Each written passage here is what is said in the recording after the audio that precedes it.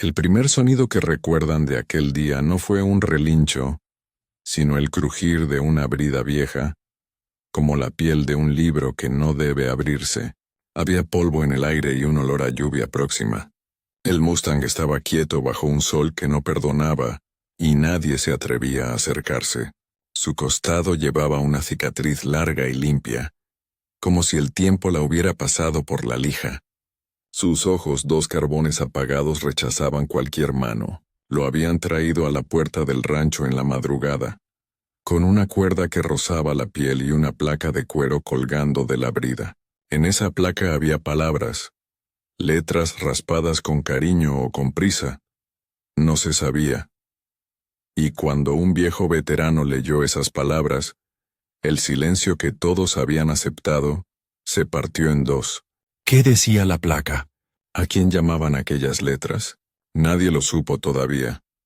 Mi abuela María me contaba las cosas así, despacio, como quien desgrana una rosquilla y no quiere que se rompa la memoria. Vivíamos en un valle que mira al norte, donde los árboles besan la carretera y las noches huelen a eucalipto. Ella tenía manos secas por sal y jabón, y una paciencia que parecía hecha de costuras. En su casa había frascos Mason con botones en vez de mermelada, un cojín con una puntada torpe que escondía una carta amarillenta, y un collar de perlas que ya no brillaba pero que guardaba junto al viejo ropero como si fuera un mapa. Mi abuela nunca hablaba de grandes gestas.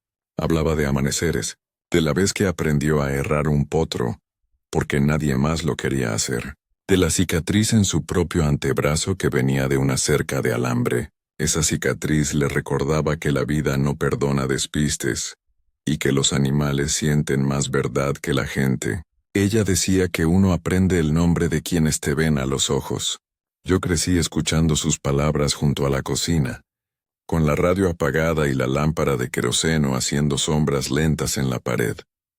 El rancho no era grande, unas cuadras, un taller, 2 caballerizas, suficiente.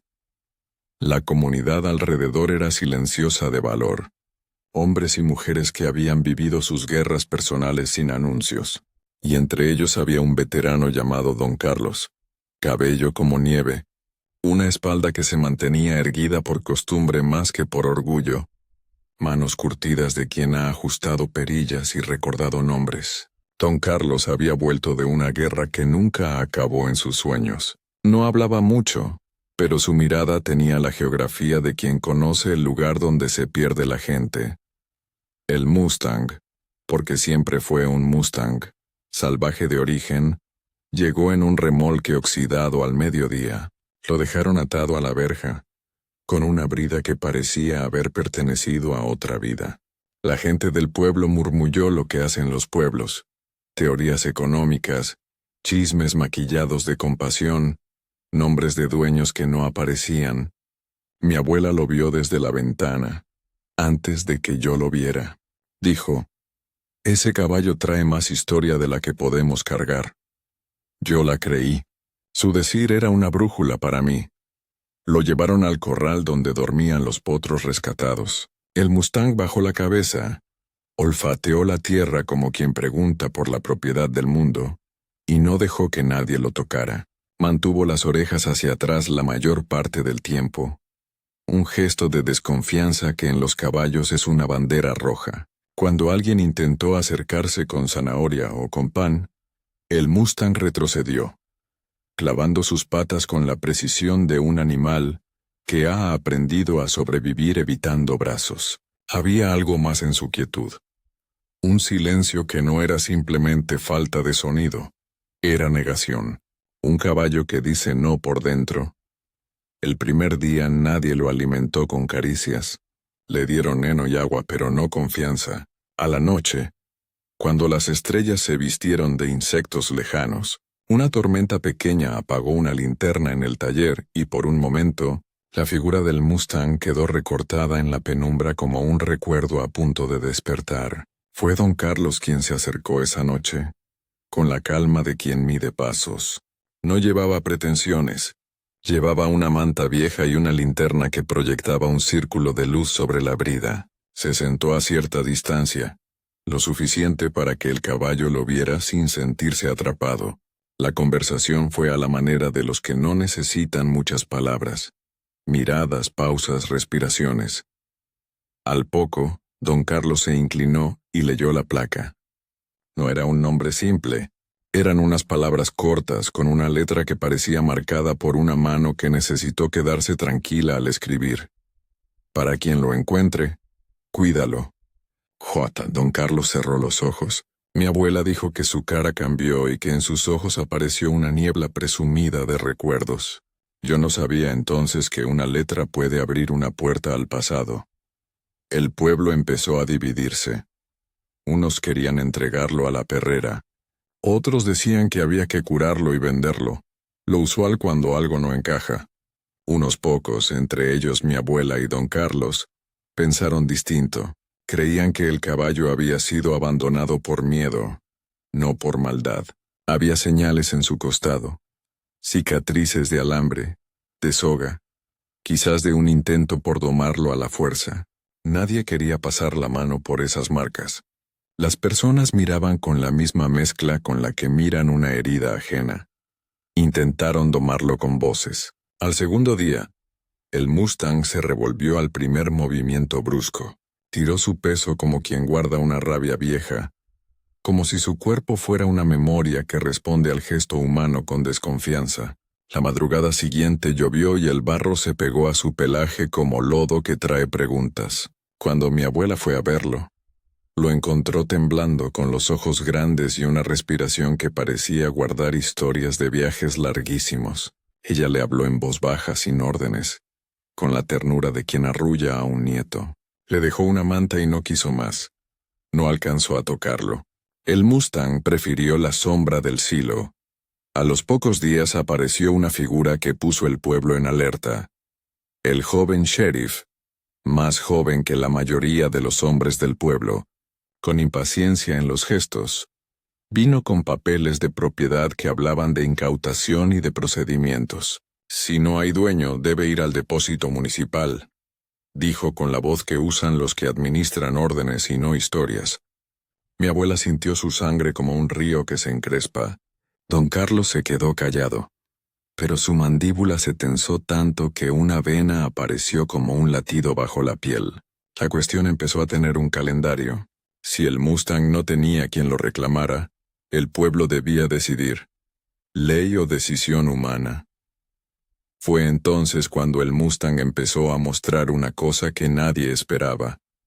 Pequeñas rendijas de confianza. No se lanzaba a manos, pero aceptaba la proximidad sin convertirse en peligro. Comía de la mano de don Carlos cuando él ponía la suya en el suelo. No era alimento, era un ofrecimiento. Esa mano olía a aceite, a pólvora y a tabaco que ya no se prendía. Olía a memoria. El caballo, que apenas permitía roce, dejó que su hocico rozara el dorso calloso de la mano. Fue un gesto minúsculo pero exacto, como abrir la primera página de un libro que ha estado cerrado por años. La gente del pueblo murmuró, tal vez no está tan loco. Otros dijeron, es un truco del animal. En una tarde de viento, don Carlos llevó al Mustang al prado, no para montarlo, sino para observar cómo se movía con libertad. Sus patas eran una coreografía de equilibrio. Cada paso era una respuesta a su propio cuerpo, no a órdenes. El caballo no conocía las señales de doma, conocía la supervivencia. Don Carlos se sentó en una piedra y dejó que el caballo le diera la distancia que necesitaba. De pronto en el bolsillo del viejo apareció un papel arrugado. En ese papel había una lista de nombres y números que nadie entendió. Don Carlos lo miró como quien mira una fotografía de alguien que ya no existe. ¿Qué dice la placa?, preguntó mi abuela, porque le dolía la incertidumbre como duele una muela. Don Carlos respiró hondo. Nunca habló de la guerra. Nadie tuvo que insistir, pero esa vez, sin dramatismos, contó una línea. En la última granja donde servimos, atábamos una brida así a los caballos cuando venían los convoyes. Si una familia perdía todo, la marcábamos para recordarlo. Calló. Sus ojos cenicientos se llenaron de agua que no llegó a caer. Fue la primera vez que el pueblo entendió que una palabra en cuero podía ser una memoria o una condena. Si ese nombre fuera mío, dijo don Carlos despacio, no lo dejaría marchar. La historia se agitó. Hubo quienes ofrecieron dinero por el caballo. Hubo quien envió a un tratante con promesas maquiladas. Hubo una amenaza de que el condado reclamaría los costos de manutención. Y el sheriff, firme en su papeleo, puso una fecha límite. Cada día añadía un peso nuevo sobre el corral. Facturas, decisiones, antiguas rencillas del pueblo. Mi abuela tejía y destejeba, como quien busca entre la lana una salida. Ella llegó a casa una tarde con un sobre en la mano. Dentro, una carta que alguien había dejado en su buzón, sin firma, con apenas 2 palabras. Cuidado. Él recuerda. No supieron si era advertencia o permiso. Una noche, cuando la luna apenas se insinuaba, el Mustang desapareció del corral. La verja no estaba rota. La brida seguía colgada del poste, intacta, con las mismas letras que habían hecho temblar a don Carlos. Nadie lo vio irse, pero en el barro quedaban huellas que salían hacia el viejo molino, huellas que marcaban un ritmo de paso que no era de un animal domesticado. ¿Quién lo habría llevado? ¿Se había ido por su cuenta? ¿O alguien lo había movido por la noche, con intención? La mañana en que el pueblo marchó hacia el viejo molino, fue una mañana con sabor a hierro en la lengua. El aire olía a tierra removida y a papel viejo. Las huellas del Mustang marcaban un camino que todos podían seguir. Era una línea abierta en la nieve del barro. Una canción inacabada que prometía respuestas. La gente vino con linternas, palos, preocupaciones apiladas como leña. El sheriff con la papeleta del condado en la mano caminó delante. Mi abuela, con su chal viejo cruzado sobre los hombros, mantuvo el paso con la calma de quien sabe esperar. Don Carlos no se mostró hasta que la sombra del molino lo devoró. Apareció detrás de un montón de tablas como quien sale de un sueño demasiado antiguo para contarlo. Allí, entre el musgo y las asperezas del molino, estaba el Mustang. Y no estaba solo. A su lado, temblando con patas blandas y ojos limpios, había un potro demasiado joven para el mundo. El Mustang no huyó cuando vieron a la gente. En cambio, tensó sus músculos, levantó la cabeza y en sus ojos apareció algo que no era miedo ni desafío. Era una decisión. Don Carlos se adelantó con las manos alzadas, sin chistar, como quien ofrece la paz en la palma. No llevaba la carta famosa ni la placa. Llevaba en el bolsillo un papel arrugado que había guardado por semanas. No lo saqué del corral para robarlo, dijo, y su voz sonó más antigua que su cuerpo. Lo traje aquí porque no soporté imaginar que un hombre de papel y números lo enviara lejos, porque la placa decía el nombre de quien no pudo cuidarlo, y yo prometí algo que debía mantener. Un silencio frío respondió. El sheriff alzó la voz para repetir la ley, pero en los ojos del potro se vio lo que los papeles no comprenden. La urgencia de una familia rota, la fragilidad de una vida que nadie planeó. Don Carlos se arrodilló. De la brida colgaba la placa con las letras gastadas. Para quien lo encuentre, cuídalo. J. Don Carlos la tocó con las yemas y entonces, como si fuera un ritual, deslizó el papel arrugado sobre la placa. En ese papel había más que una firma. Había una dirección parcial, un nombre completo, una fecha, y una frase que quemó el aire. Si no volvemos, cuida de él. Javier, 12 de octubre. La fecha, grabada y exacta, coincidía con una inundación vieja que muchos recordaban vagamente. Fue una voz que atravesó el tiempo. La gente cambió de postura. Las teorías dieron un paso atrás. La palabra Javier llegó como un golpe en la memoria de don Carlos, y el silencio que siguió fue el ruido de un pasado rotundo. Él explicó con voz contenida que había servido con un hombre llamado Javier, que cuando vinieron las crecidas, cuando la granja de Javier se inundó y la familia se tuvo que marchar en la noche, alguien dejó marcado al caballo con una placa para que, si la prisa separaba cuerpos, el animal tuviera una esperanza de cuidado. Prometí a su madre, dijo don Carlos, que si algo quedaba le diría que la cuidé. Los ojos de muchos se humedecieron. La promesa sonaba más fuerte que cualquier clausura legal, pero la historia no era pura poesía. había una realidad inmediata.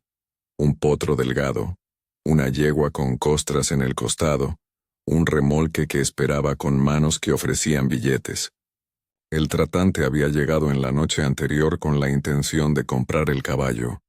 Su oferta había sido buena, y en la curva de la vida de los habitantes del pueblo, el dinero parecía una solución.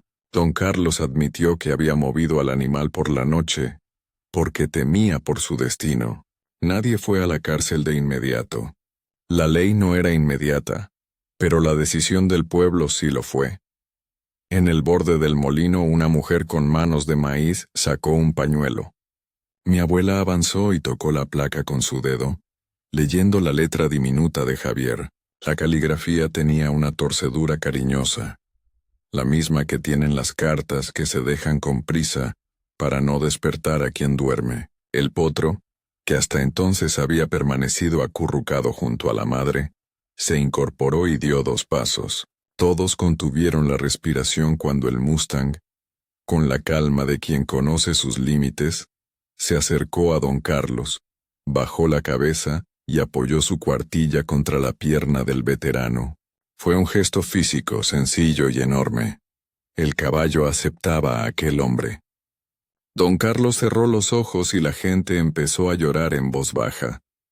El clímax no fue solamente legal, fue humano. En el momento que más parecía que la ley iba a separarlos, el Mustang hizo algo que nadie esperaba. Alzó la cabeza, puso las orejas hacia adelante y con un paso lento y pesado, cruzó la pequeña explanada hasta quedar frente al sheriff. No se arrodilló. Tampoco se dejó tocar a la fuerza, pero apoyó el morro sobre la carpeta de papeles del sheriff, como si leyera con el hocico la voluntad de los hombres. Fue un gesto que no resuelve juicios, pero que cambia intenciones. No puedo jurar que sea propiedad de nadie, dijo finalmente el sheriff, con la voz quebrada por la vista del potro, pero tampoco puedo ignorar lo que veo. Entonces algo sucedió que selló la derrota de la distancia. Alguien del fondo, un hombre que había trabajado con Javier, salió con una caja que nadie esperaba. Dentro había fotografías húmedas por el tiempo, una mujer con el pelo trenzado, un hombre con las manos manchadas de barro, un campo que alguna vez fue verde. En una de las fotos el Mustang, a un joven posaba con un niño que sonreía con la mandíbula abierta. La fotografía estaba doblada en la esquina. Alguien la extendió hacia don Carlos. Él la miró y la verdad que llevaba dentro lo empujó hacia adelante. Javier era mi hermano, dijo don Carlos con voz que parecía venir de lejos. Cuando la crecida vino, perdió todo. Su familia se fue. Él no volvió. Prometí que si algo quedaba, lo protegería. No le robé a nadie un caballo. Le cumplí a un hombre que no puede pedir nada hoy. La multitud se acercó la una a la otra como si tiraran de una manta para taparse del frío. La rabia que antes buscaba un precio se convirtió en compasión. Se puso en marcha un acuerdo extraño y hermoso. Quien tenía tierra ofreció un potrero para el Mustang y su potro. Quien tenía mano ofreció curarlo. Quien no tenía más que palabras ofreció la guarda de la memoria. La ley quedó en segundo plano porque, por unos minutos, lo que mandaba era la dignidad. Después del clímax vino un día entero de trabajo con sabores diferentes. El vet fue llamado. Le pusieron una inyección para el potro. El costado del Mustang fue limpiado y atendido con ungüentos. La brida fue cosida nuevamente con hilos que mi abuela trajo de su costurero. Cada puntada era una promesa hecha visible. Don Carlos se quedó en el prado, mirando el potro dormir a la sombra de su madre y su rostro se fue haciendo más ligero. No porque el problema desapareciera. El condado todavía podía reclamar. El tratante había jurado volver. Sino porque algo había cambiado en el tejido del pueblo. La memoria había tejido manos donde antes había papeles. La placa con la letra de Javier fue colocada en la pared del taller de don Carlos, no como un trofeo sino como un letrero. Debajo pusieron una lista de nombres y números de quien podía ayudar. La gente llevó heno. Alguien dejó una manta.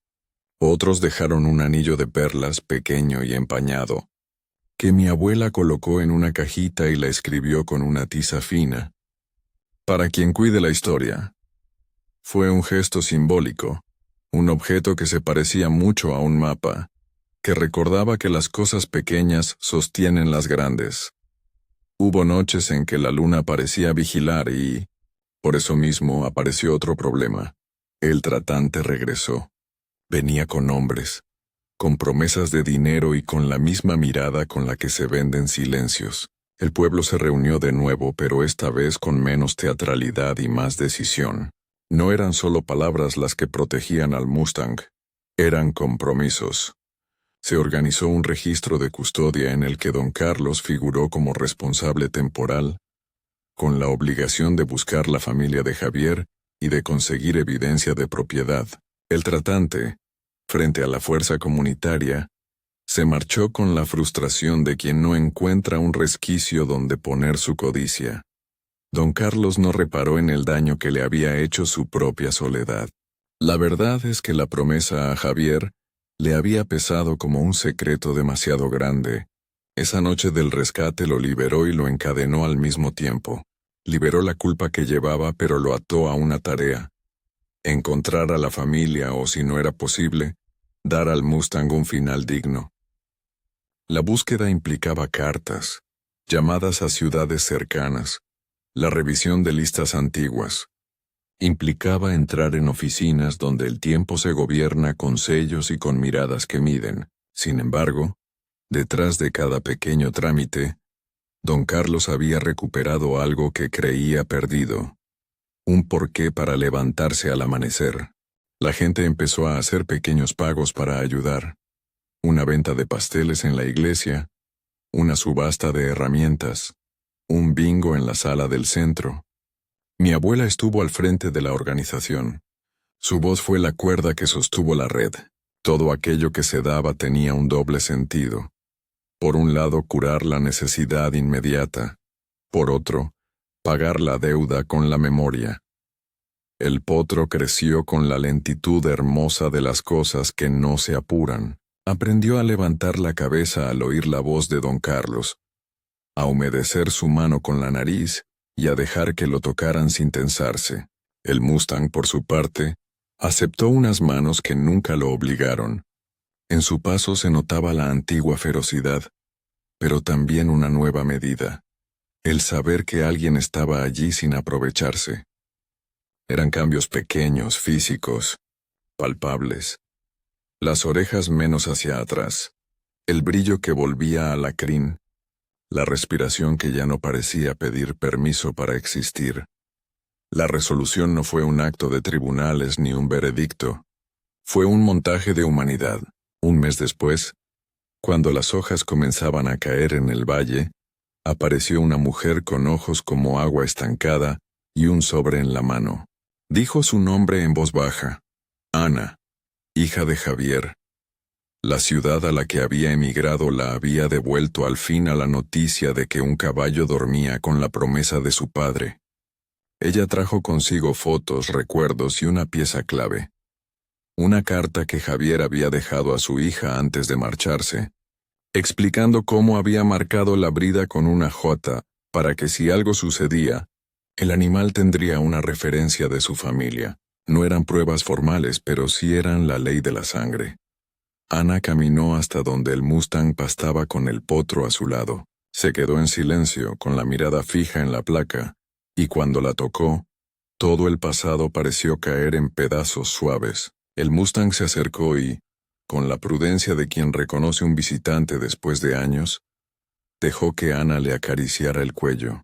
Fue una escena sencilla y devastadora. La hija que recuperaba lo que su padre había querido dejar, el veterano que había cumplido una promesa y el pueblo que había sostenido a ambos. En un gesto que nadie olvidó, Ana tomó la mano de don Carlos y la apretó hasta dejar una huella. La decisión final fue, al mismo tiempo, legal y moral. Ana aceptó que don Carlos cuidara del Mustang hasta que ella pudiera traer al animal a su casa, o si prefería, compartir la tenencia. Eligió conservar la memoria en manos que habían demostrado cuidar. Hubo acuerdos firmados con tiza y con papel. Hubo también abrazos que no cabían en ningún registro. El potro se quedó en el prado del pueblo una temporada más, creciendo y aprendiendo a ser caballo sin prisa, como quien adopta la paciencia por virtud. En las semanas que siguieron, la placa fue colocada en un lugar de honor en la pared del taller de don Carlos, junto a las fotos que habían salvado. Mi abuela cosió un pequeño bolsillo en su collín, donde guardó la carta amarillenta. Cada vez que la miraba decía la fecha en voz baja, como si nombrarla la hiciera menos dolorosa. El collar de perlas que mi abuela había encontrado en la caja fue donado para una subasta a favor del potro. Las perlas brillaron una noche y luego se transformaron en alimento y en vacunas. Fue la manera del pueblo de convertir bonito en útil. Recuerdo en presente. El Mustang, que al principio había sido rechazado por todos, ahora caminaba por el prado con algo parecido a la serenidad. No era domesticidad sumisa, era la tolerancia que concede el tiempo cuando se siente cuidado. En las mañanas, don Carlos lo visitaba con la taza de café en la mano y charlaba con la confianza de quien habla con lo que más se ama. A veces, cuando la tarde se estiraba en la colina, el Mustang se paraba frente al horizonte y parecía escuchar algo que nadie más oía. Mi abuela decía que escuchaba la voz de Javier en el viento, y que el caballo la reconocía. Yo no supe si la voz venía del pasado, o si era solo la memoria dispuesta a formar música con cualquier cosa. La última página del capítulo lo cerró el mismo gesto que había abierto la historia. La brida puesta en su lugar, la placa leída en voz alta una vez más por quienes habían cuidado la vida del animal. No fue una despedida definitiva, fue un pacto. Que las promesas se cumplen, que los nombres no se pierden cuando alguien decide recordarlos. Don Carlos, con la mirada más suave que en años, apoyó la mano en la frente del Mustang y dijo, con la voz quebrada pero cierta, «Gracias, viejo amigo. Aquí se te cuida». El Mustang inclinó la cabeza y apoyó el morro en su pecho. Y por un instante los dos compartieron el mismo aliento. Una línea de cierre se quedó como un susurro en la tierra. Las cosas rotas pueden volver a ser útiles si hay manos que las recogen.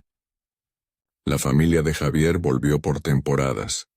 Ana trajo historias de la ciudad, fotos nuevas y una risa que aprendía de nuevo a alojarse en el valle.